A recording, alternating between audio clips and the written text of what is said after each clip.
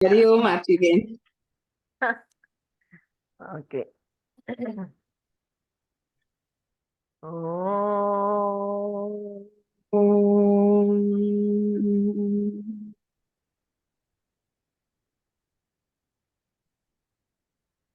Alright.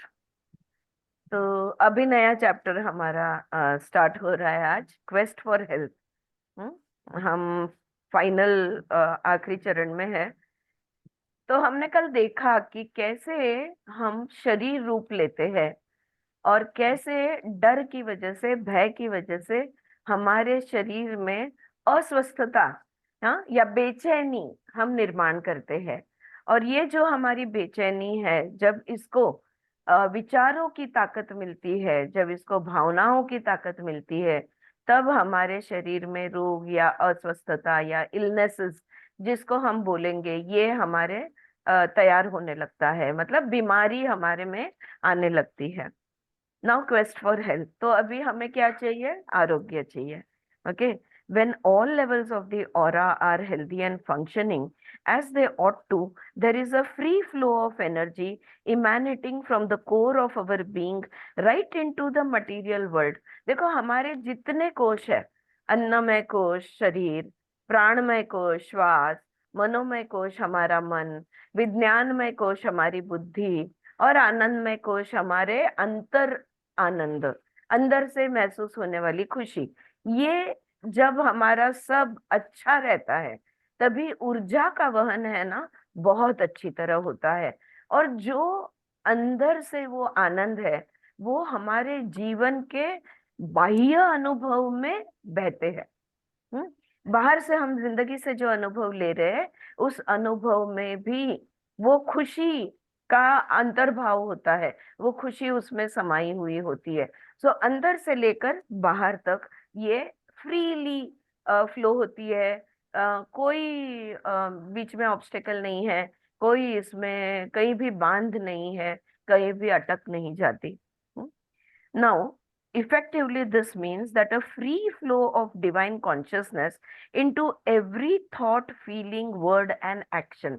तो इसका क्या मतलब हुआ कि हमारे हर विचार, हर एहसास, हर शब्द और हर क्रिया, हर एक लेवल पर ये जो परब्रह्म परमात्मा है, ये जो ईश्वर है, ये जो प्योर कॉन्शियसनेस है, ये बहता रहना चाहिए।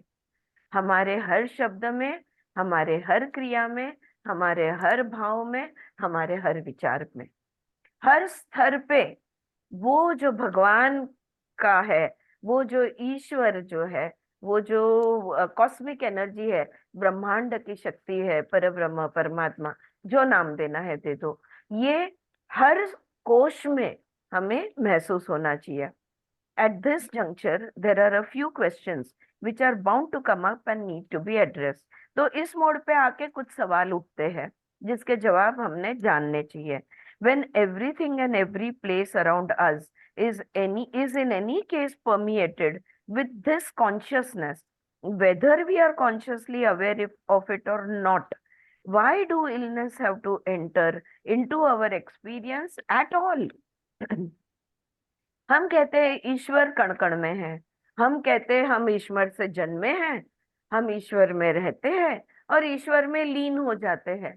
सब कुछ कॉन्शियसनेस है। We are made of consciousness. Every action is out of consciousness, whether we are aware of it और not. Okay. Every thought, every word, every feeling, every action, everything is out of consciousness. अगर सब कुछ चैतन्य है, चैतन्य से जन्मे, चैतन्य में जिए, चैतन्य में लीन हो गए, चले गए वापस, मौज हो गए, अगर सब कुछ है, तो शरीर में बीमारी आनी ही क्यों चाहिए? हाँ, ये सवाल उठता है कि इस दुनिया में दुख के लिए जगह क्यों है? नहीं होनी चाहिए। अगर हर जगह ईश्वर है, अंदर बाहर बीच में, हर जगह ईश्वर है।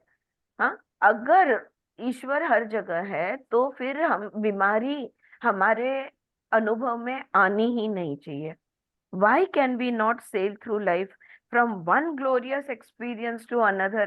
अगर हर जगह पे ईश्वर है, तो बस सुखद ही सुखद अनुभव होने चाहिए, और एक सुंदर अनुभव से दूसरे सुंदर अनुभव में, एक सुंदर जिंदगी से दूसरे जिंदगी में हमने तो बहते रहना चाहिए था, right? Why can we not be in a permanent state of harmony and bliss? सदा सुख में हम क्यों नहीं है?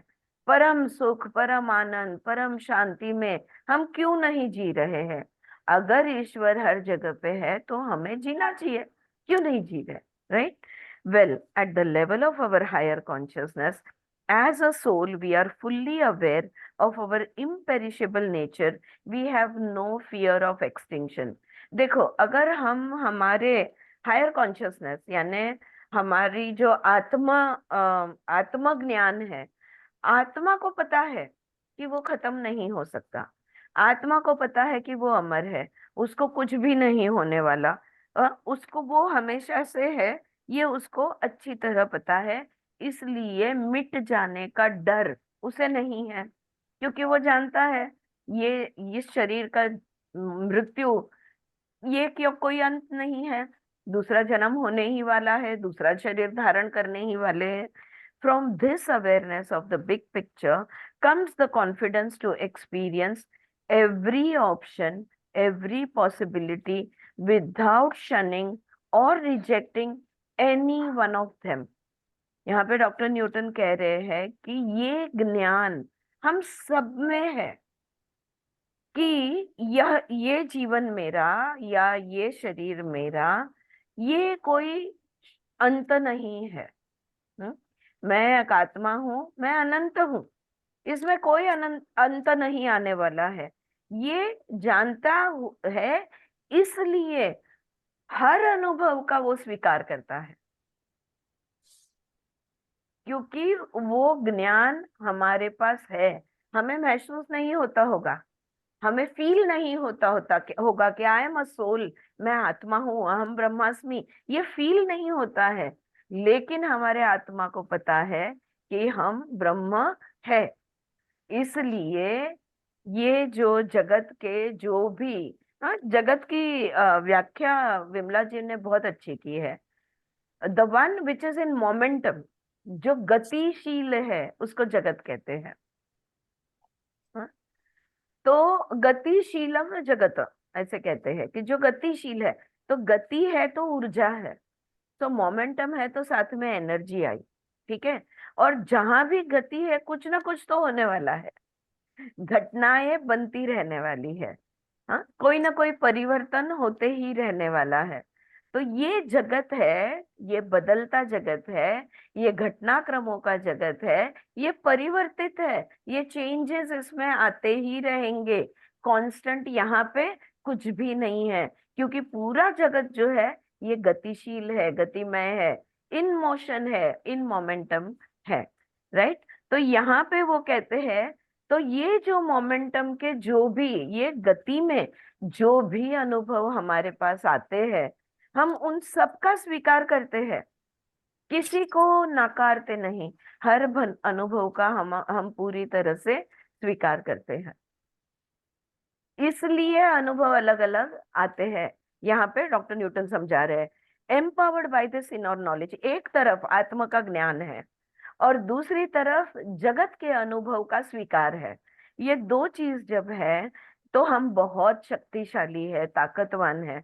Empowered by this inner knowledge, ये जो आत्मज्ञान अंतर ज्ञान है, इसकी ताकत के साथ we choose to taste the emotion of fear. ये हमने पहले भी एक किताब में अभी रिसेंटली पढ़ी, उसमें पढ़ा। हर हर भाव को हम जानना चाहते हैं। हाँ? नेट प्रॉब्लम है क्या नहीं, आरती बेन? नहीं, नहीं है ना, मुझे नहीं, मुझे ही ऐसा हो रहा है। नहीं, या हाँ, हम हर अनुभव, हाँ, I think we read it in thousand seeds of joy, जहाँ पे वो ये समझाते हैं कि अ, भय जो है, डर जो है, ये डर का भाव कैसे होता है, हम जानना चाहते हैं। जैसे पांडव थे, उनका पहला जन्म था, इसलिए उनको ये भाव पता नहीं था। फिर बार बार जब वो आते गए तब एक एक भावनाएं उनकी उनका उनकी पहचान होते रही, एक एक भावनाओं के साथ। सो पर क्यों हम ये डेयरिंग कर सकते हैं कि ये डर क्या है, ये जेलसी क्या है, ये एनवी क्या है, ये एंगर क्या है, ये सारे भाव, ये रिग्रेट क्या है, गिल्ट क्या है, अ, ये सबको हम, शेम क्या है, इनको हम अनुभव करने की डेयरिंग कैसे करते हैं? क्योंकि आत्मज्ञान है हमारे पास कि हम अमर है, we are indestructible, we are never going to be over. ये ज्ञान है, इसलिए बिंदास हर चीज का अनुभव हम करते लेते हैं। सो empowered by this inner knowledge, we chose to taste the emotion of fear and its consequences with as much enthusiasm, if I may say so, as any other emotion. डर को देखो, लोगों को देखो, कोई कोई लोगों को थ्रिल्स बहुत पसंद है और उनको हॉरर मूवीज में बहुत मजा आता है ना? पता है ना, कोई कोई लोगों के फेवरेट होते हैं हॉरर मूवीज। तो ये डरने का जो भाव है, वो भाव भी बड़ी उत्साह के साथ हम अनुभव लेते हैं। हम हर एक चीज, हर एक भावना को हम उतना ही उत्साह के साथ उसको चखना चाहते हैं।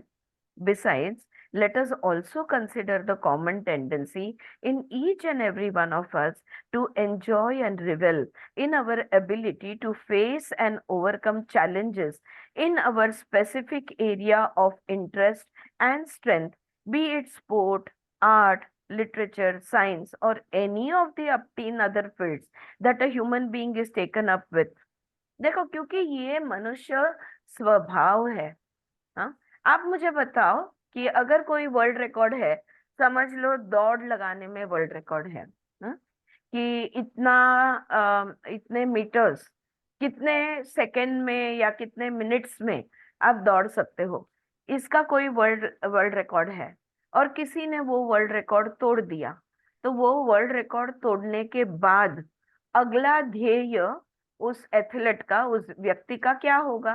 क्या लगता है? नया नया वर्ल्ड रिकॉर्ड। हाँ, मतलब क्या?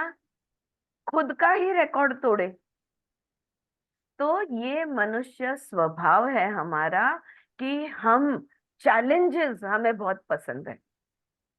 हम हमेशा और बेहतरीन और बेहतर और बेहतर करना चाहते हैं। हमें ऑफ कोर्स, जब तक आत्मा के साथ हम एक नहीं होते या आत्मज्ञान तक नहीं पहुंचता है, हमें आधा अधूरा महसूस होते रहने वाला है। अभी कंप्लीट नहीं हुआ, अभी कंप्लीट नहीं हुआ, ये एहसास हमें रहने ही वाला है, जब तक कि वो आत्मज्ञान का पूर्ण रूप से, पूरी तरह से हो ना जाए। राइट? सो ये हमारी आदत है कि हमें ये चैलेंजेस पसंद है। While in the smaller context, could be our favorite sport, our profession, or a hobby. In the larger context, it is life on the earth plane. तो जिंदगी को लेकर क्यों नहीं हम खुद को चैलेंज करेंगे? यही चीज होता है, मैं कितना डर महसूस कर सकता हूँ।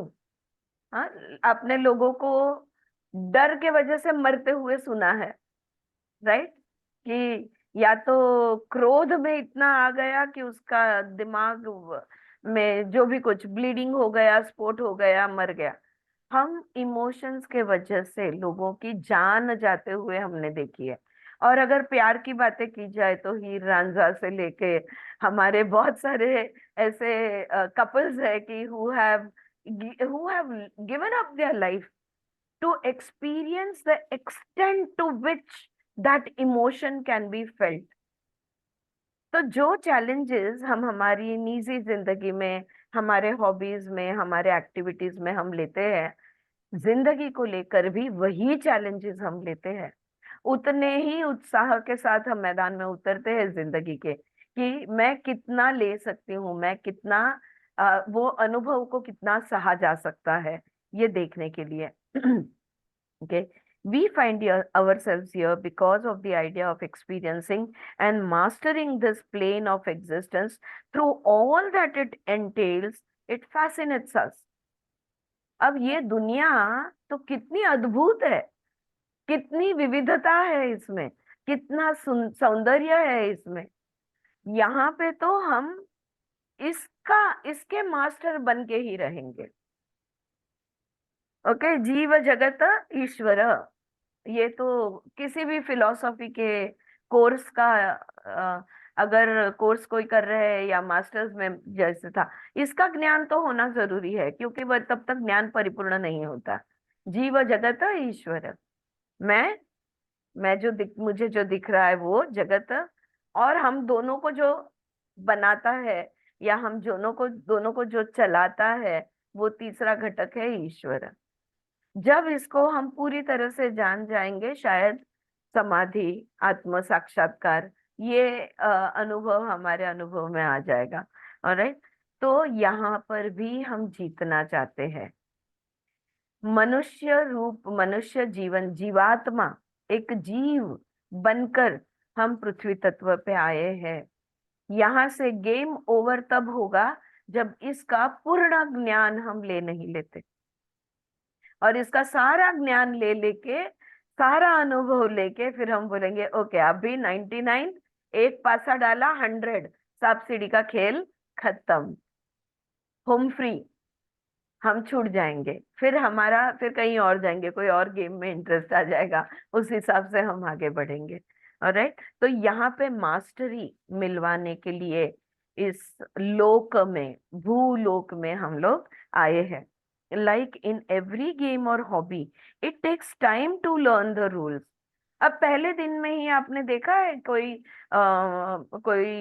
ड्राइंग क्लास को गया हो और उसने मास्टरपीस ड्राइंग का बना दिया हो, या कोई क्रिकेट खेलने गया हो और मास्टर बैट्समैन, या बैडमिंटन खेलने गया हो और मास्टर प्लेयर बन गया हो, नहीं। कोई भी गेम को सीखने में, समझने में और धीरे धीरे उसमें आगे बढ़ने में समय समय लगता है। और हम जिंदगी का खेल भूलोक पे, भूमि पे, इस पृथ्वी पे हम ये खेल खेलने आए हैं। समय तो लगेगा। It takes time to acquire the skills, attain dexterity and manoeuvrability in the field we are bound to make mistakes. समय तो लगेगा एक्सपर्ट बनने में, कि ये जगत में बिना अपने को कोई हानि हुए कैसे हम इस जगत को पार कर सकते हैं।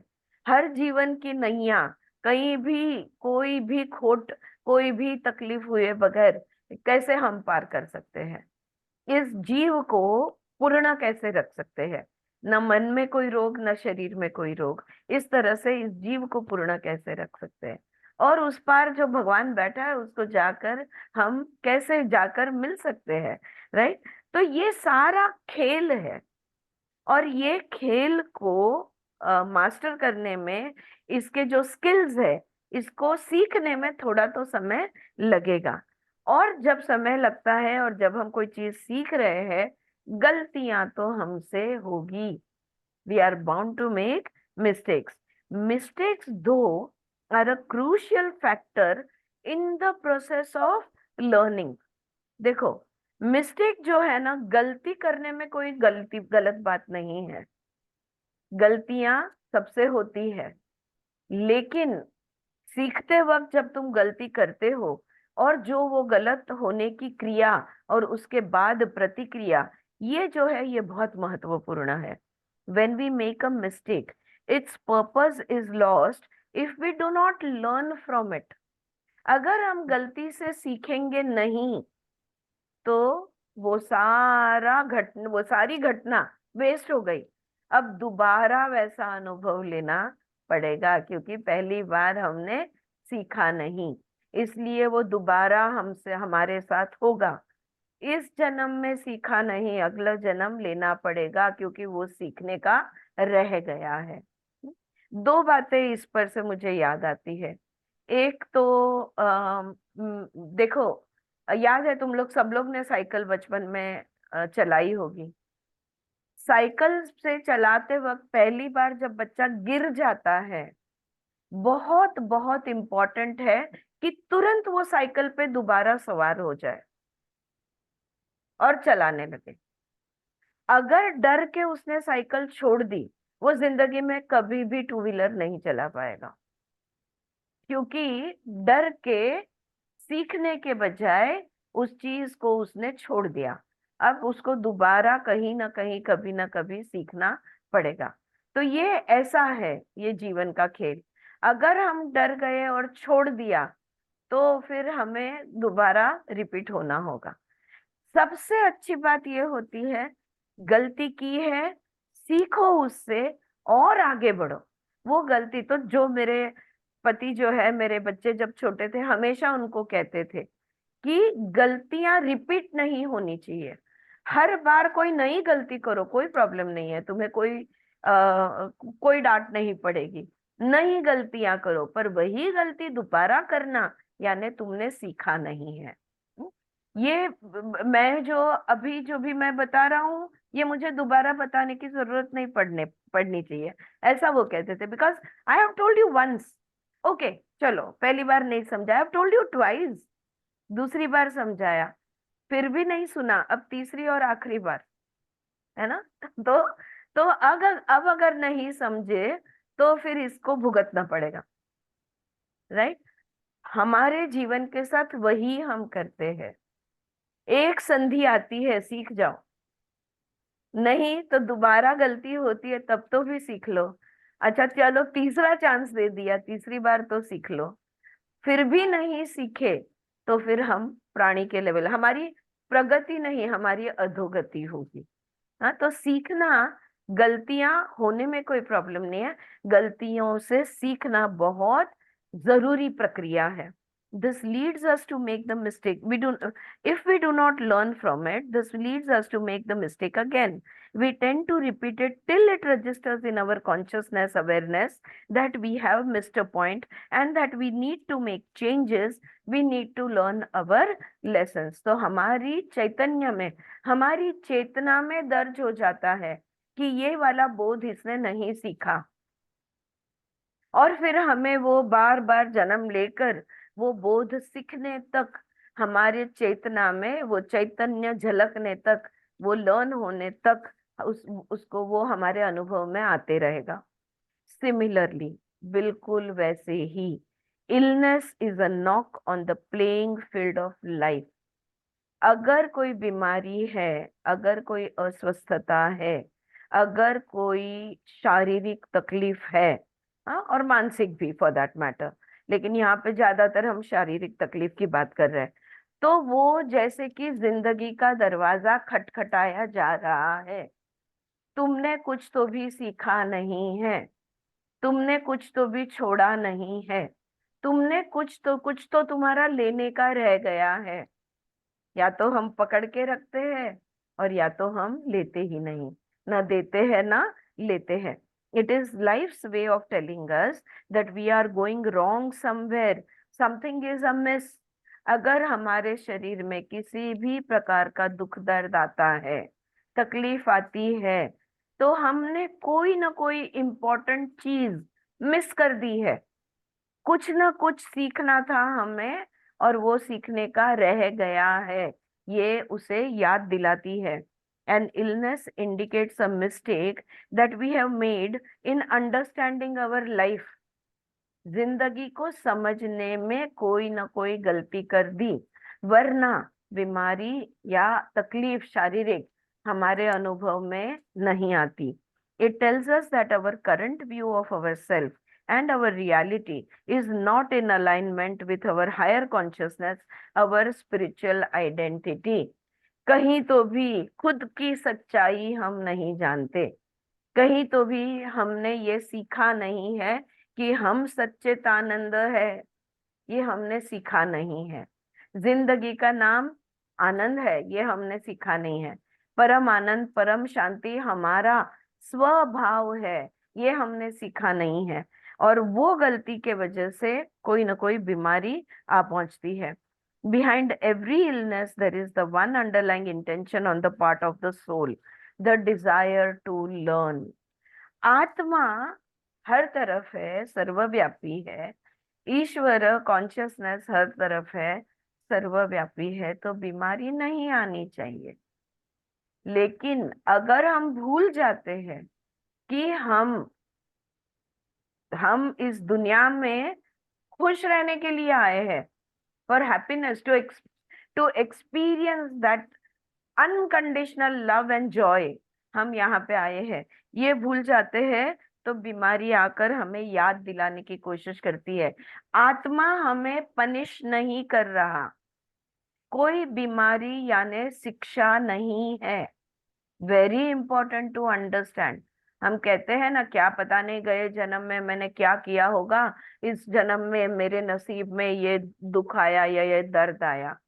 नहीं, कर्मा पनिशमेंट एंड रिवॉर्ड का ये नहीं है कि हाँ तुमने अच्छा किया तो ये लो तुम्हें बख्शिश, तुमने गलत किया तो ये लो तुम्हारी शिक्षा। कर्म का सिद्धांत कोई रिवॉर्ड एंड पनिशमेंट का प्रिंसिपल नहीं है, सिद्धांत नहीं है। कर्म का काम एक ही है कि हम हमारे बोध सीख ले, क्योंकि कर्म से ही बोध का सीखना होगा, राइट। तो हमारी आत्मा चाहती है कि हम सीखे, वो ये नहीं चाहती है कि वो हमें शिक्षा करे। इन दिस पर्सपेक्टिव देन, अगर ये दृष्टिकोण हम लेते हैं, the most important change that needs to be brought about in our understanding of illness is the attitude that we have towards it. तो सबसे पहली बात बीमारी को लेकर, इलनेस को लेकर हमने क्या सीखनी होगी? सबसे पहली बात कौन सी समझनी होगी? बीमारी यानी कोई शिक्षा नहीं है। ओके, बीमारी हमें कुछ याद दिलाने के लिए आई है कि जिंदगी के अंडरस्टैंडिंग में हमारा कुछ चूक गया है, कुछ रह गया है, और उस वो बात याद दिलाने के लिए बीमारी आई है। जब हम ये नजरिए से बीमारी की तरफ देखते हैं, बस वहीं से बदलाव शुरू हो जाता है कि अगर हमारे शरीर में, मन में कोई भी अस्वस्थता आई है, तो वो हमें कहीं तो भी हमारा ध्यान ले जाना चाहती है कि देखो तुम यहाँ से ये रास्ता, ये तुम्हारा लेफ्ट टर्न मिस हो गया, जाओ वापस और ठीक से लेफ्ट टर्न लो, पहले वाला लो। दिशा देने के लिए, मार्ग दिखाने के लिए, ये अगर हम दृष्टिकोण लेते हैं, ये हमारा दृष्टिकोण होना चाहिए। ये एटीट्यूड रखना, ये सबसे पहली चीज हमने सीखनी है। And illness is not always, in fact never is an unfavorable condition, because it always leads us closer to our state of divine consciousness. बीमारी जो है ना, वो कोई बुरी चीज नहीं होती, उसमें बुराई कुछ नहीं है। हर बीमारी हमें हमारे आत्मा के नजदीक ले जाती है। कैसे बताओ? पटतय का है, सांगा बरं। क्या ये बात आपको मंजूर है कि हर बीमारी हमें आत्मा के पास या पर ब्रह्म परमात्मा के पास ले जाती है? ये वाक्य क्या आपको मंजूर है? कोई बोलेगा? Is it right? स्वाती झोपलीस का? नाही ना? हम्म, थोड़ा सा कंफ्यूजन है। थोड़ा सा कंफ्यूजन है। मीना जी कुछ समझे आप? हाँ वैशाली बोलो। जर जर आपण त्यावेळेस विचार केला की का बरं हे आलंय आपल्याला, काय झालं, तर हाँ आता आतमध्ये विचार करा, म्हणजे स्वतःकडे बघायला लागू ना आपण की हे आजार पण का आलं. हाँ, पण तो दृष्टिकोन असेल तर. तर हा पण नसेल तो दृष्टिकोन तरी पण आपण आत्म्याच्या जवळ चाललोय, हे कसं म्हणता येईल? खूप सॉरी, हो, तोच प्रश्न आहे. मैं सॉरी तुम लोग को तकलीफ देना नहीं चाहती। बहुत सिंपल बात है। शरीर हं. में जब कुछ दर्द होता है या कोई दुख होता है, हे भगवान हा, ते तर होतच. अगर चलते चलते ठेस लगी तो हे भगवान हम बोलेंगे वरना हम ईश्वर को कभी याद नहीं करेंगे। हाँ, आप अभी 1 किलोमीटर चले, कब ईश्वर को बिल्कुल याद नहीं किया, लेकिन कोई पत्थर से अंगूठा टकरा गया, तुरंत ईश्वर को याद कर लिया हमने। इतना मैं, एक सिंपल सी बात है कि कोई भी बीमारी है, वो हमें, तुम भूल गए हो कुछ तो भी याद करो उसे, वो हमें ये बस एक छोटी सी बात है। बट एटीट्यूड जो रखा है उसके वजह से बीमारी, हम ये कह सकते हैं कि हमें हमेशा खुद के नजदीक, हमारे अंदर के आत्मा पर, परमात्मा पे के नजदीक ले जाने के लिए ही आती है। वो इसलिए नहीं आई है कि तुमचा छळ व्हावा, तुम्हाला खूप त्रास द्यावा, हा हेतू अजिबातच नसतो. Our instinctive need to maintain a state of well-being leads us to search for relief from the unpleasantness that accompanies illness. अब देखो, मैंने एक छोटा स्टेप, एक्चुअली पहले स्टेप का वो आधा वाला स्टेप था, तो वो कि अगर ठेस लगती है तो हे भगवान, और अगर कोई जख्म हो गया है, थोड़ा कुछ लग गया, हम तुरंत ही दवाई ले लेते हैं या दवाई लगा लेते हैं. क्यों ऐसा करते हैं? क्योंकि निरोगी होना, पूर्ण होना हमारा सहज भाव है, हमारा स्वभाव है, सहज भाव है. तो अगर कुछ गड़बड़ है तो उसको तुरंत करेक्शन करने के लिए हम कोई ना कोई एक्शन जरूर लेंगे. हाँ, सिर्फ हे भगवान बोल के रुक नहीं जाएंगे, राइट.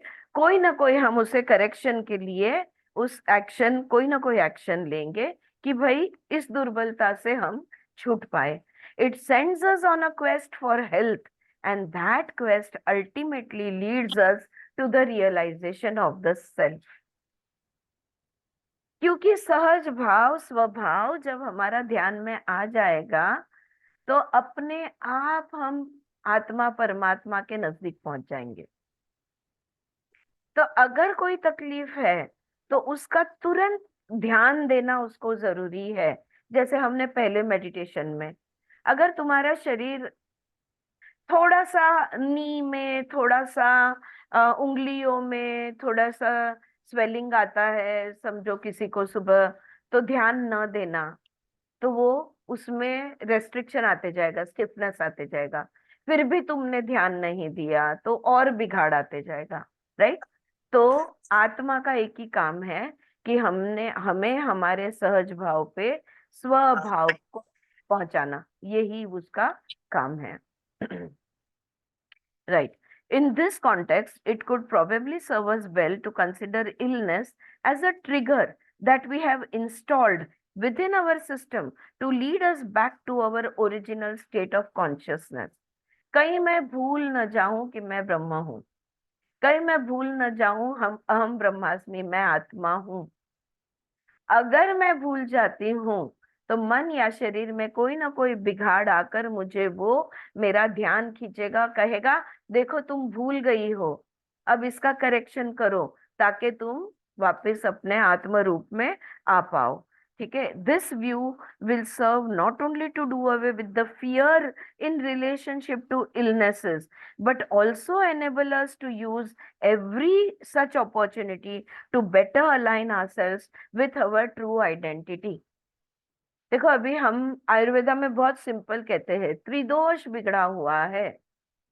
अब हो सकता है ये वात पित्त कफ में से एक बिगड़ गया हो, पर अगर एक बिगड़ा है तो वो दूसरे दो को बिगाड़ के ही रहेगा, क्योंकि तीनों एक दूसरे से पूरी तरह से जुड़े हुए हैं शरीर के कार्य करने के लिए. तो जब कोई थोड़ा सा भी बिगाड़ आता है, हम फिर से संतुलन लाने के लिए, ये तीनों में संतुलन होना बहुत जरूरी है. हमारा वात पित्त कफ, हमारा त्रिदोष समदोषा, याद है मेरे योगा टीचर्स, या यू रिमेम्बर समादोष समाग्निश्च समधातु मल क्रिया, प्रसन्न आत्मेंद्रिय मन स्वस्थ इति अभिधीयते, राइट. तो ये आरोग्य का जो डेफिनेशन है, इसमें समदोषा यानी त्रिदोष हमारे सम होना जरूरी है. तो हम हर संधि लेंगे, जब जब हमें थोड़ी सी भी छोटी सी भी तकलीफ होती है, हम खुद को तुरंत बैलेंस में लाएंगे, गिरने की राह नहीं देखेंगे. जैसे वो डोरी पे कसरत करते हैं ना, तो वो डोरी पे चलने की कोशिश करते हैं और खुद को संभालते रहते हैं, कंटिन्यूसली खुद को संभालते रहते हैं. नहीं संभाला, गिर जाएंगे. ठीक है. बीमारी का यही काम है, अस्वस्थता का यही काम है, और कोई काम नहीं है. Having said this, it does not mean that a state of dis-ease is to be desired. तो अब इतनी हमने तारीफ कर ली बीमारी की तो इसका मतलब ये नहीं है कि हमने बीमारी को आमंत्रण देना है। हाँ, बिल्कुल भी नहीं। हम संतुलन में रहेंगे तो कोई बीमारी हम तक नहीं आएगी। Absence of illness would indicate that given the present circumstances, you are on the right track of life. अगर आपको शरीर में कोई तकलीफ नहीं है, मन में कोई तकलीफ नहीं है, कोई बीमारी, कोई अस्वस्थता नहीं है, तो इसका बस यही मतलब है कि आप जिंदगी की सही राह पे चल रहे हो, या जिंदगी की राह पे सही तरीके से आप चल रहे हो। बस इतना उसका मतलब बनता है। I wonder if you have participated in or watched on TV a game of treasure hunt. पता है आपको ट्रेजर हंट गेम? पता है सबको? मुझे पता नहीं हिंदी में इसे क्या कहते हैं, लेकिन कोई मौल्यवान चीज को छुपाई जाती है और उसको ढूंढने के लिए क्लू रखे जाते हैं। अलग अलग जगह पे कोई ना कोई क्लू रखे जाते हैं, और फिर 2 टीम 3 टीम जितने भी टीम है उनके बीच में रेस लगती है। Okay, your time starts now, और अब तुमने वो चीज को, वो मौल्यवान चीज को ढूंढनी है। I have seen how big this game has become. और धीरे धीरे ये जो खेल है ना, ये बहुत मतलब इंटरनेशनल लेवल पे बढ़ते गया है। There are a couple of reality shows on TV which have the participants playing this game across continent. अब रियलिटी शो जो होते हैं टीवी पे, उसमें भी अलग अलग कॉन्टिनेंट्स, एशिया, अमेरिका, यूरोप, इस लेवल पे भी इनकी रेस लगाई जाती है। The participants on this game show take bus bus trips, boat rides, and even plane trips across the continent in pursuit of clues that lead them to the huge treasure. तो वो जो बख्शीश रखा हुआ है वो इतना बड़ा होता है, समझ लो 100 मिलियन 1 बिलियन, इतना बड़ा होता है। तो वो बख्शीश इतना बड़ा हुआ है कि उस चीज को ढूंढने के लिए जो क्लू दिया गया है उसके लिए ये लोग फ्लाइट्स भी लेते हैं, एक देश से दूसरे देश जाते हैं, बड़े बड़े बोट से घूमते हैं, बस से लंबी लंबी बस की ट्रिप करते हैं, ताकि वो जो बख्शिश है आखिर वाला वो उन्हें मिल जाए। Personally, the traveling and the adventures that it entails would be price enough for me. यहाँ पे डॉक्टर न्यूटन बोलते हैं वो ये मिले या ना मिले, ट्रेजर मुझे बख्शिश मिले या ना मिले, लेकिन जो घूमने में मजा आएगा मेरे लिए तो उतना ही काफी है। Of course, the motivation of a fat bounty at the end of it all is not such an undesirable proposition either. और अगर बख्शिश मिल जाता है तो सोने पे सुहागा। On the other hand, the whole question mark on whether or not I will win could, to some extent, deprive me of the pleasure of the process. लेकिन अगर मेरी नजर उस बख्शिश पे है और अगर जिद है कि मुझे ये जीतना ही है, अगर मैं नहीं जीतूंगा तो मैं खत्म हूं, अगर चिंता है, फिक्र है, टेंशन है, करना है, अगर इसमें मैं पड़ा रहा तो वो जो गेम की जो मजा है ना, वो गेम का मजा मेरा खो जाएगा। वो जो सारी प्रक्रिया है, इस प्रक्रिया का आनंद मैं नहीं ले पाऊंगा, क्योंकि मैं स्ट्रेस में आ जाऊंगा, इसलिए इसे एंजॉय नहीं कर सकूंगा। Another interesting aspect of this game is that every clue is really a set of cryptic instructions that needs to be deciphered and then executed. अब जिंदगी के खेल में वही है। ओके, हम भी लंबा लंबा चलते हैं, अभ्यास करते हैं, सीखते हैं, संवरते हैं, सब कुछ हम करते हैं, लेकिन एक्चुअली जिंदगी के खेल में जो पर्ची पड़ी है ना, जो क्लू दिया गया है ना, एक्चुअली आपण म्हणतो ना ते कोडो आहे, जो कागज पे जो क्लू दिया गया है वो एक हाउ डू आई से दिस, इट्स एन क्या कहते, कोडोला काय म्हणतात? व्हाट डू यू से? It's a puzzle sorry puzzle ना, कोडं ना. Puzzle, thank you. Suddenly my mind brain blank. या, एक पजल आहे, एक पजल है वो जिसको हमने समझना है और समझ के वैसा करना है. तो जिंदगी के खेल में जो भी परिस्थितियां हमारे सामने आती है, ये एक पजल है. गेम ही चालू है, लेकिन उस पजल को सुलझाना, उसको समझना और उसके हिसाब से एक्शन लेना, ये हमारा काम है. लेकिन हम सुलझाने में उलझ जाते हैं या डर जाते हैं और हम उस प्रक्रिया को पूर्ण नहीं कर पाते. तो गेम में हम पीछे रह जाते हैं, right? So this is it. It sends them off on a trip and a task that is more difficult than the previous one. और जैसे जैसे तुम सुलझाते जाओगे, जैसे एक एक क्लू मिलता जाएगा, जिंदगी में आगे जैसे बढ़ते जाओगे, हम इसे परीक्षा कह सकते हैं, एक एक परीक्षा देते जाओगे, क्या लगता है अगली परीक्षा इससे ज्यादा कठिन होगी या आसान होगी? कठिन ही होगी, है ना? तो it's going to get more and more difficult, right? और हमें, क्योंकि अब हम एक्सपर्ट होते चले हैं, अब ये हमारे लिए बहुत आसान है, इसलिए थोड़ा और मुश्किल वाला बोध हमें सीखना होगा. More difficult lessons, complex lessons, complicated lessons, we will get an opportunity to learn all of them as we move forwards in life.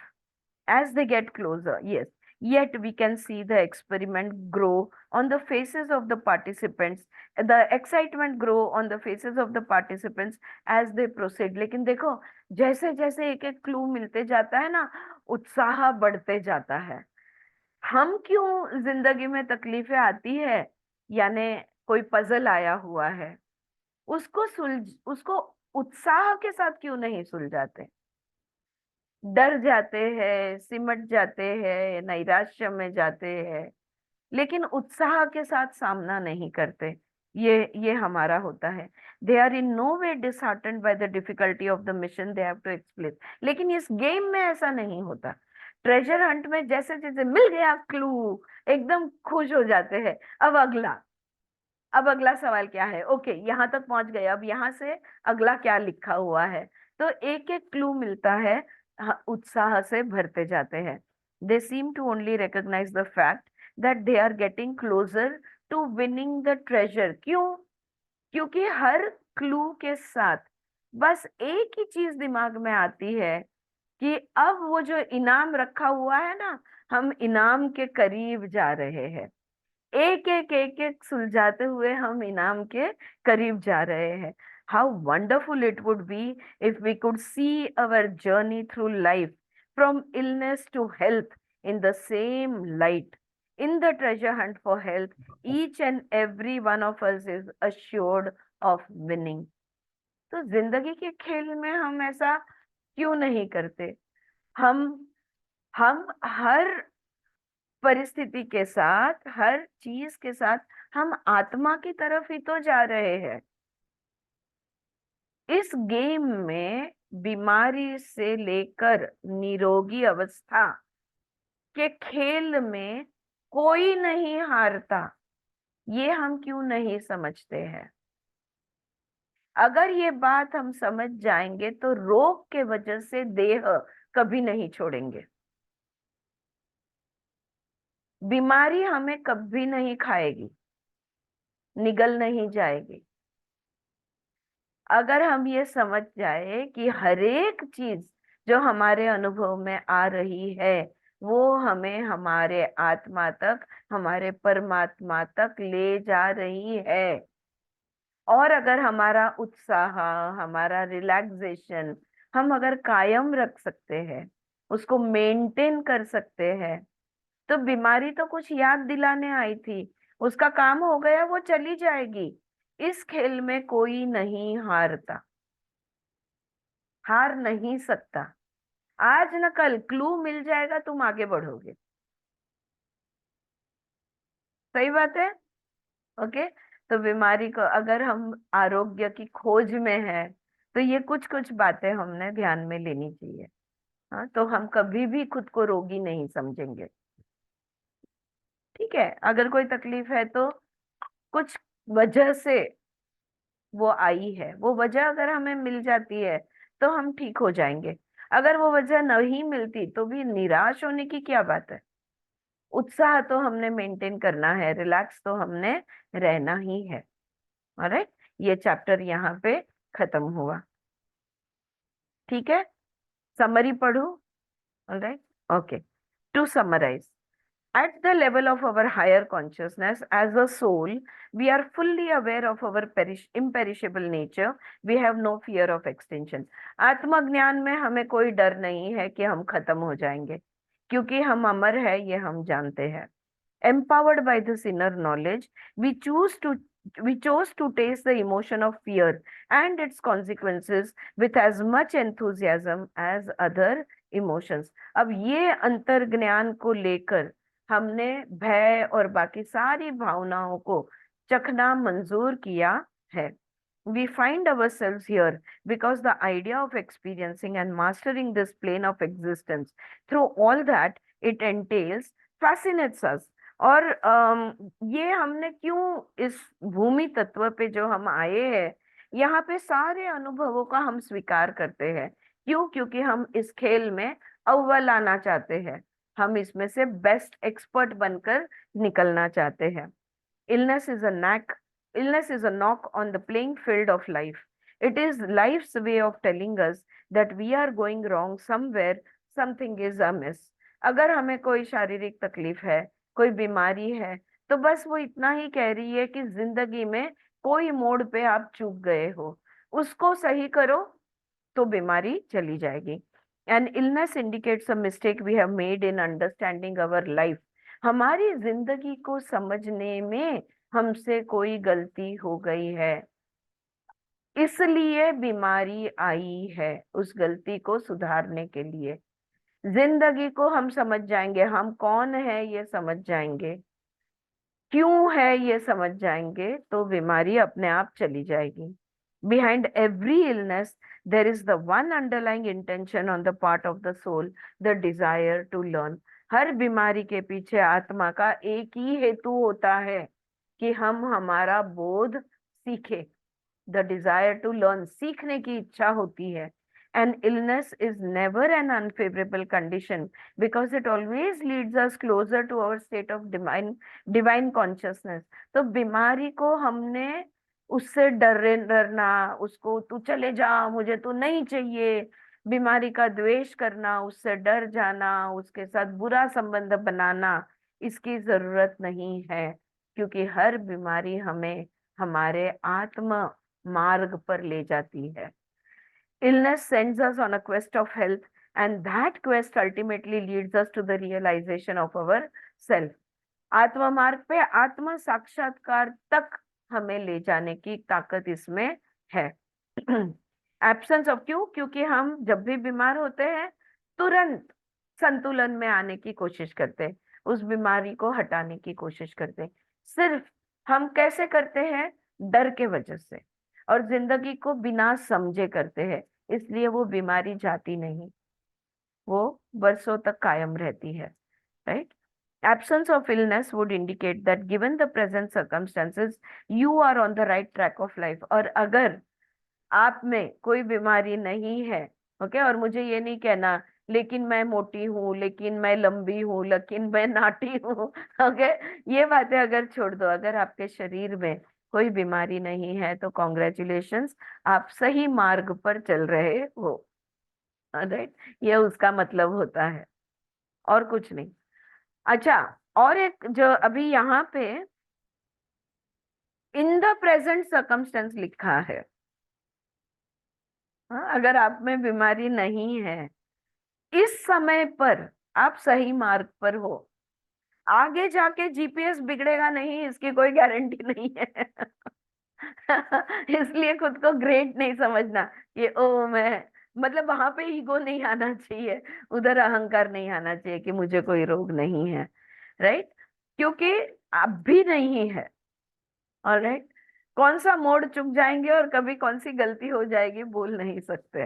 Right, यहाँ पे ये चैप्टर खत्म हुआ, द क्वेस्ट फॉर हेल्थ। या कहना है किसी को कुछ? आरती बहन उसका हिंदी में बोलो तो चैप्टर का नाम। चैप्टर का नाम आरोग्य की खोज में। क्वेस्ट यानी ढूंढना।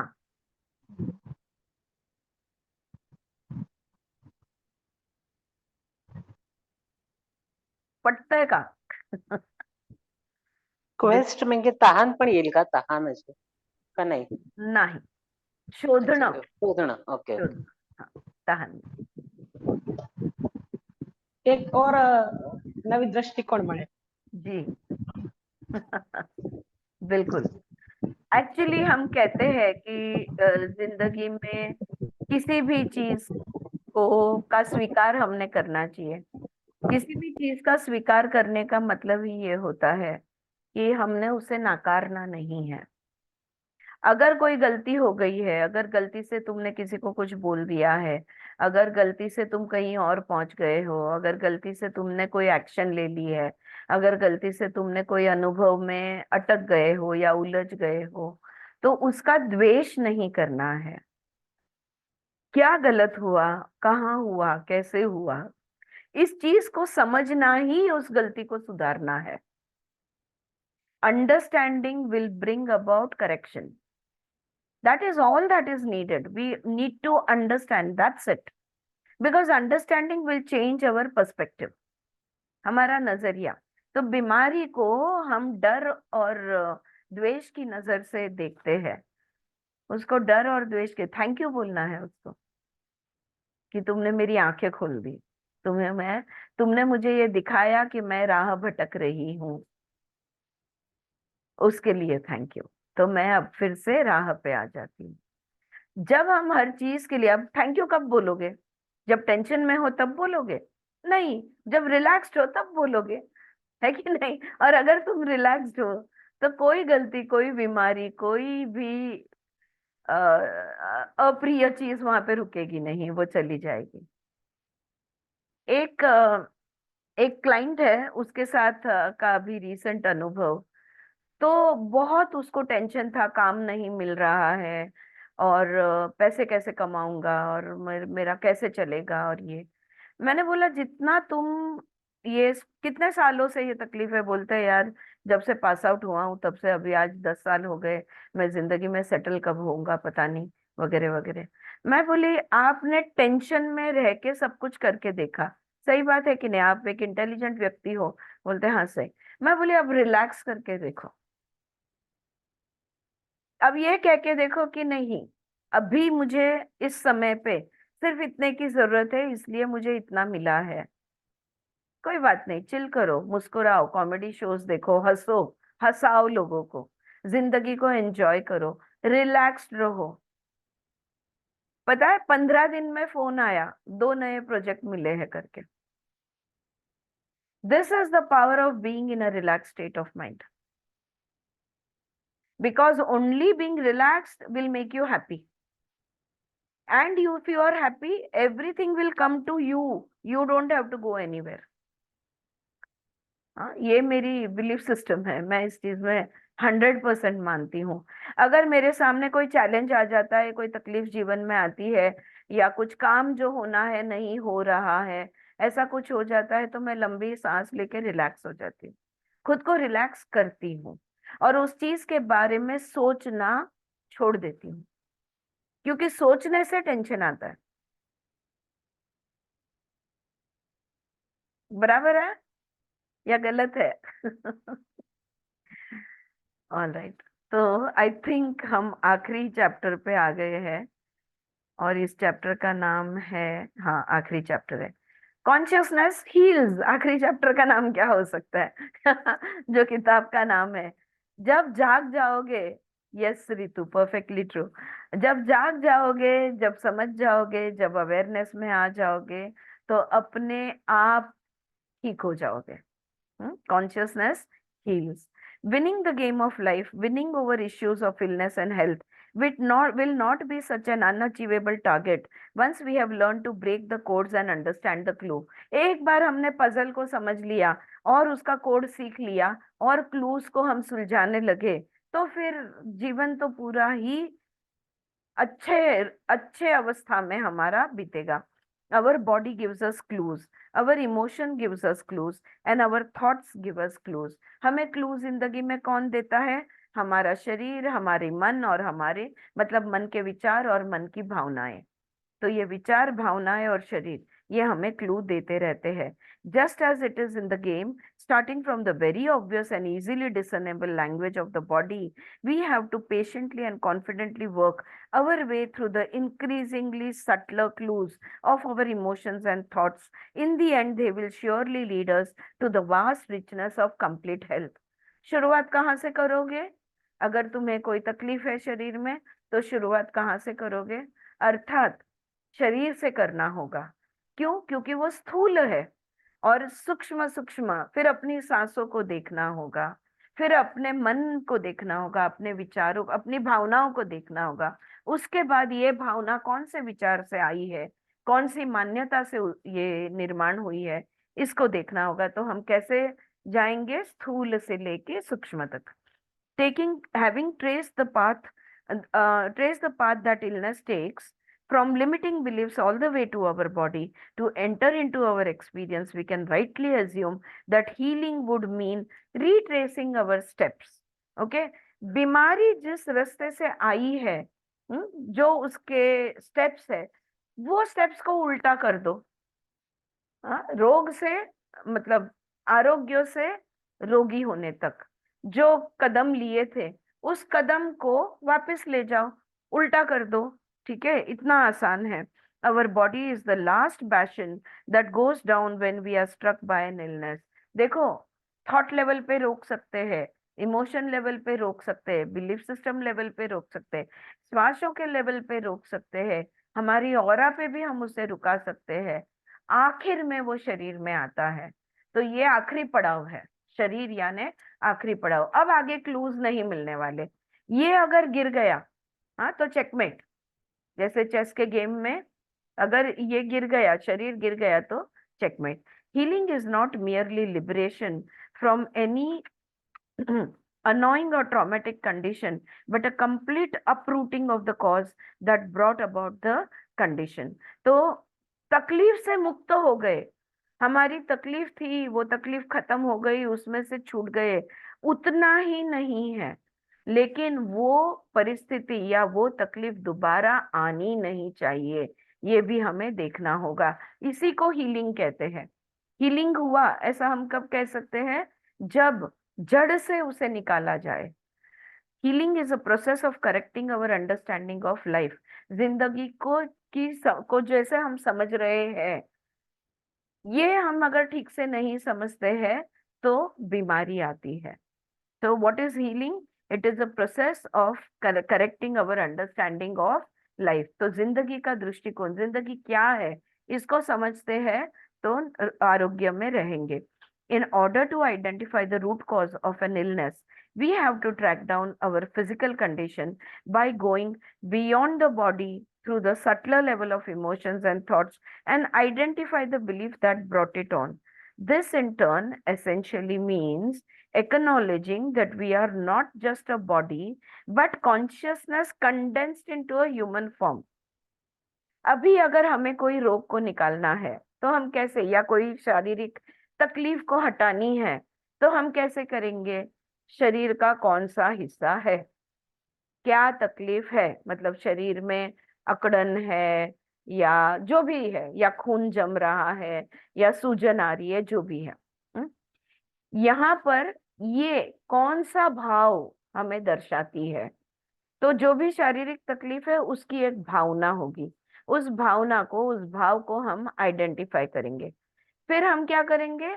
ये भाव कौन से विचारों में से आया, इसको हम देखेंगे। फिर पता चलेगा, हाँ यार, सांस मेरी मुझे तकलीफ देती है, इसलिए मुझे माइग्रेन की तकलीफ है। जो भी, अगर तुम्हें वो कॉज वो पता चल जाता है तो बिलीफ सिस्टम तुम्हारी कौन सी है, मान्यता तुम्हारी क्या थी जिसके वजह से ये तकलीफ है, ये पूरा हम देखेंगे। बराबर?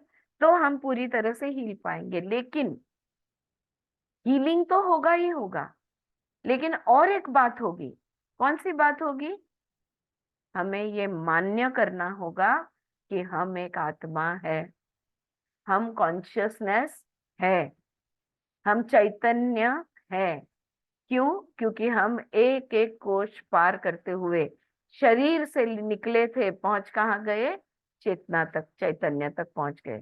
तो हमें ये मान्य करना होगा कि यस, चैतन्य है। ये भी एक बात उसके साथ में हो जाएगी। So we are not just a body, but consciousness condensed in a human form. Healing, therefore, can only come from this core of our consciousness. In the context of this book, I believe it can never be said often enough that the process of healing, therefore, can never be complete if it has not been done from journeying within the self. तो कितने भी बार हम बोलेंगे तो कम है। क्या? कि हम बिल्कुल पूर्ण हो गए हैं, कंप्लीट है, कंप्लीटली हेल्दी है, ये हम कह नहीं सकते जब तक हमारी आत्मा तक हम प्रवास नहीं करते, हम आत्मा तक पहुंचते नहीं। जब हम उस प्रक्रिया से गुजरते हैं और आत्मा तक पहुंचते हैं, तब हम कह सकते हैं कि हाँ, अब हीलिंग कंप्लीट हुआ।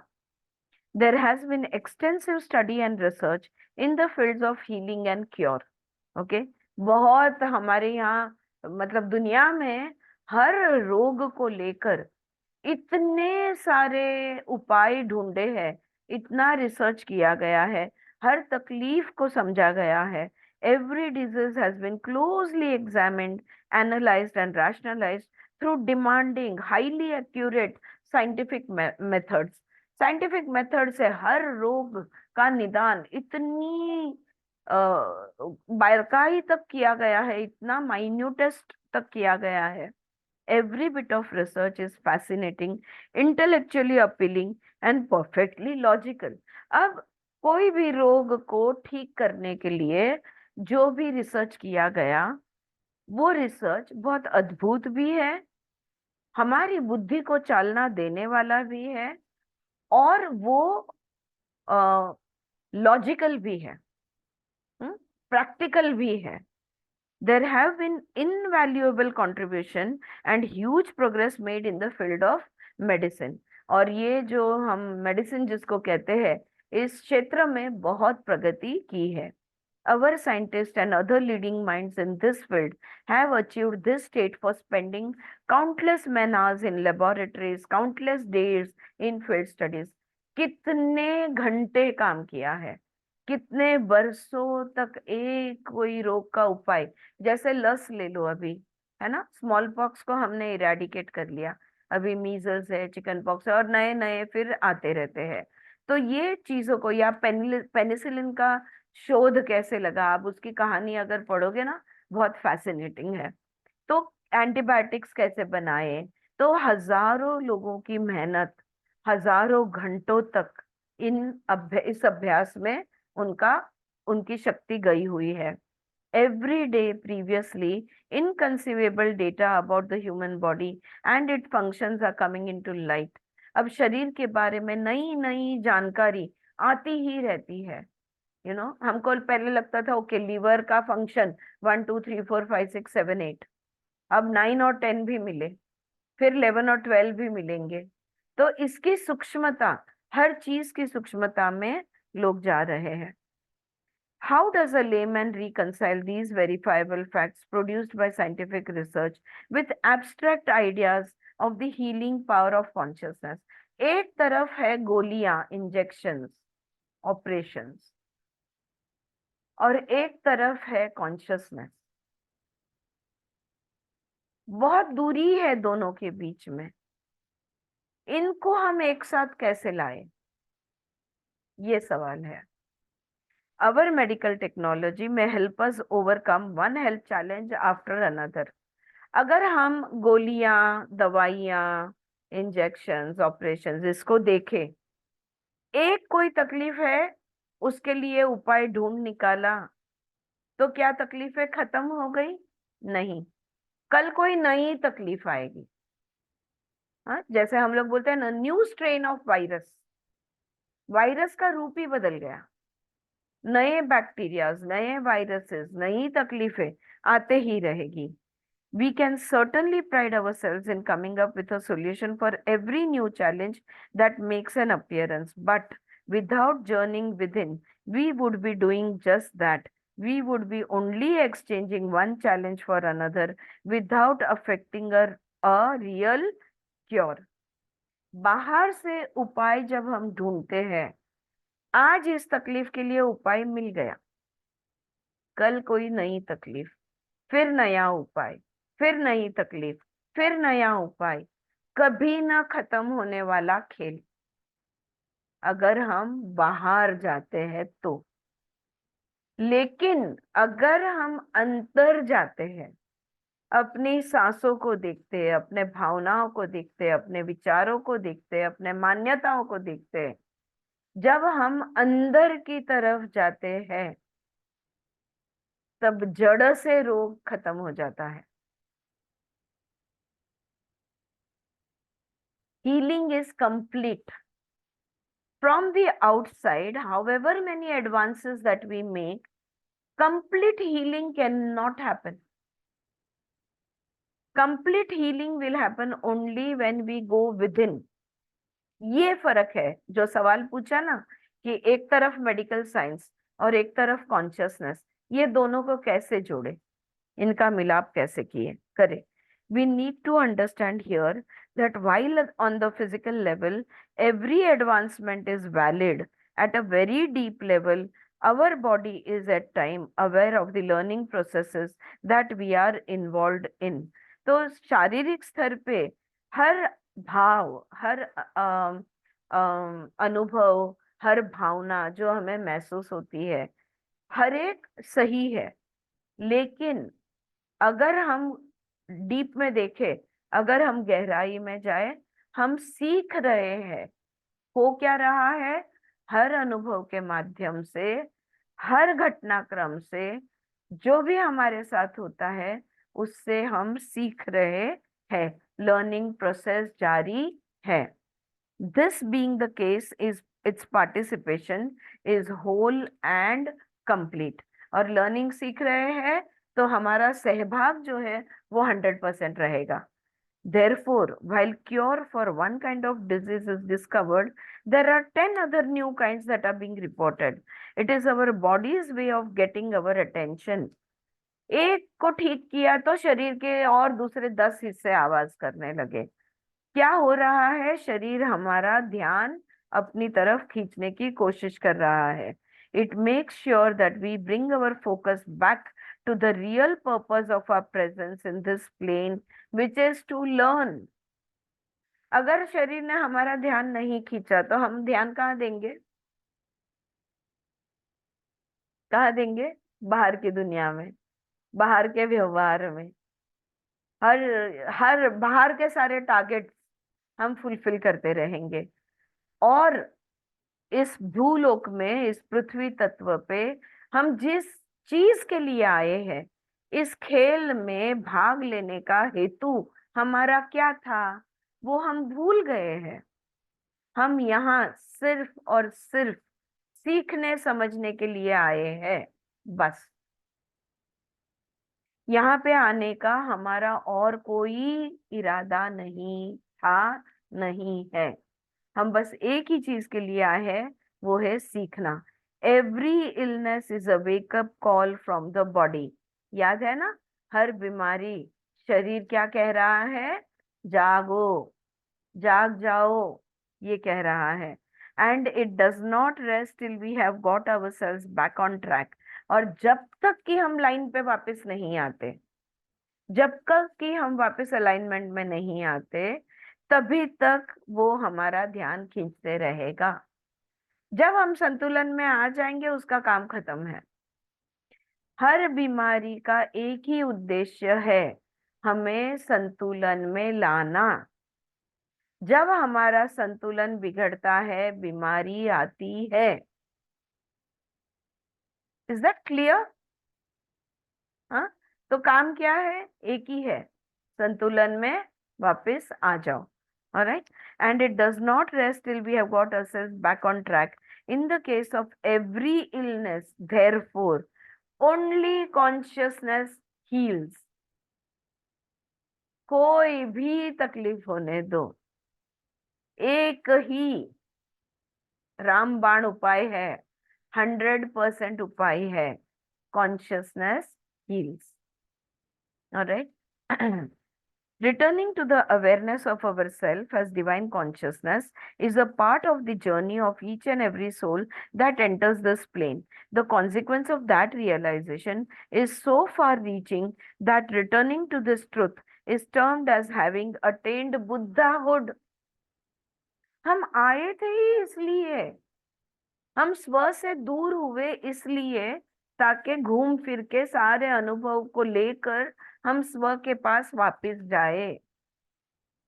हम इनोसेंट, बच्चों जैसे इनोसेंट हमारी शुरुआत हुई थी, लेकिन वापस जब जाएंगे तब सर्वज्ञानी होके जाएंगे, सब कुछ सीख कर वापस जाएंगे। यही है, हम इसी के लिए तो यहाँ पे आए हैं, और इसी को कहते हैं बुद्ध बनना। This is what is known as Buddhahood, यानी बुद्ध बनना। Enlightenment is that moment of awakening when we become aware of our true identity as an inseparable part of the whole, the oneness in creation. जब हमारे वो ध्यान में आ जाएगा, आत्म साक्षात्कार कब होगा? आत्म साक्षात्कार सिर्फ और सिर्फ तब होगा जब हम ये समझ जाएंगे कि सब कुछ पूर्ण है, हम भी पूर्ण है, दुनिया भी पूर्ण है, इस पूर्ण का हिस्सा हम है, जो भी हो रहा है वो भी पूर्ण है, जो होने वाला है वो भी पूर्ण है, जो नहीं होगा वो भी पूर्ण है। सब कुछ कंप्लीट है, सब कुछ होल है, और ये जो पूर्ण है उसी का तो हम हिस्सा है। ये परमात्मा का अंश मेरी आत्मा है, ये परब्रह्म का अंश मेरा ब्रह्म है, ये कॉस्मिक यूनिवर्सल कॉन्शियसनेस का अंश मेरा इंडिविजुअल कॉन्शियसनेस है। यानी उसका एक टुकड़ा है नहीं, मेरे कॉन्शियसनेस के जन्म होने से उसका कुछ नहीं कम हुआ है। कितने भी ब्रह्मांड निर्मित कर ले, वो परब्रह्म परमात्मा में कोई फर्क कभी नहीं आएगा, वो इतना पूर्ण है। Right? So duality is the root cause of all human elements. तो इसका क्या मतलब हुआ? द्वैत जो है ये सारे रोगों का जड़ है, डुअलिटी। हाँ, द्वैत जिसमें से द्वंद्व निर्माण होते हैं। अगर एकता हमें पता चल जाए, अगर वननेस का रियलाइजेशन हो जाए, तो समझ लो आत्मा साक्षात्कार हो गया, हमने गेम ओवर हो गया हमारा। लेकिन यहाँ पे होता क्या है, हम द्वैत में है, ऑब्जेक्ट एंड सब्जेक्ट, मैं और मेरा मन, मैं और मेरी बुद्धि, मैं और मेरा शरीर, दो है, डुअलिटी है। हाँ, द्वैत है। Duality is the root cause of all human elements, और इस द्वैत के वजह से फिजिकल, इमोशनल एंड मेंटल, शारीरिक, भावनिक, मानसिक सारे रोग इस द्वंद्व के वजह से, इस द्वैत के वजह से होते हैं। Duality is however one of the parameters within which we function on this plane. In this context, then, healing is conscious return to oneness amid apparent duality. ये द्वैत की दुनिया में रहते हुए अद्वैत में आना, अद्वैत में जाना, डिविजन्स में रहते हुए वननेस का एक्सपीरियंस होना, ये इसी को कहते हैं आत्म साक्षात्कार। द्वैत से मुक्त हो गए, अद्वैत में आ गए, एक हो गए, यानी मोक्ष। Alright, I think it's time up. इस पॉइंट पे हम रुकते हैं, कल हम आगे का पढ़ेंगे। ऑलराइट, और परसों मेडिटेशन होगा, किताब मेडिटेशन के साथ खत्म हो जाएगी। उसके एंड में कोई चैप्टर है क्या, मैं देख लेती हूँ आफ्टर द मेडिटेशन। एपिलोग है। मैं एक भी बीमारी नहीं होनी मांगती है। हाँ, सच बात। तो हम सही राह पे हैं, लेकिन अगर हो जाती है कोई बीमारी तो उसका द्वेष नहीं करना है हमें। हाँ, वो हमें राह दिखाने आई है, हमें संतुलन में लाने के लिए वो बीमारी आई है, ये नजरिया हमने लेना है। ठीक है, ऑल गुड, ऑलराइट। चुकते हैं ओंकार किंवा कुठे विचार चुकतायत? विचार चुकतायत किंवा मान्यता चुकते आहे, कुठेतरी चूक होते। कशाचा विचार आणि कशाची मान्यता? आयुष्याची, लाइफ को लेके जो हमारी अंडरस्टैंडिंग है वो चूक रही है। हाँ, इसलिए तकलीफ आई है शरीर मन में। अगर वो विचार हम सुधार देते हैं, उसको सही विचार हम करते हैं, तो वो चली जाएगी। ठीक है,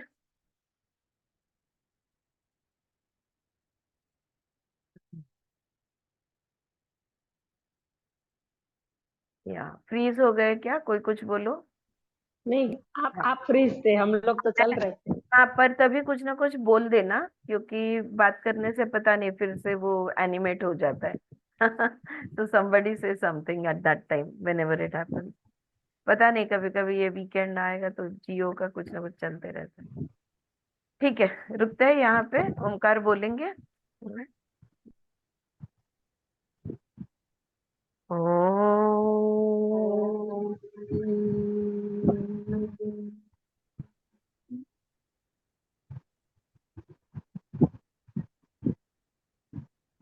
कल मिलते हैं। Thank you so much. धन्यवाद। धन्यवाद।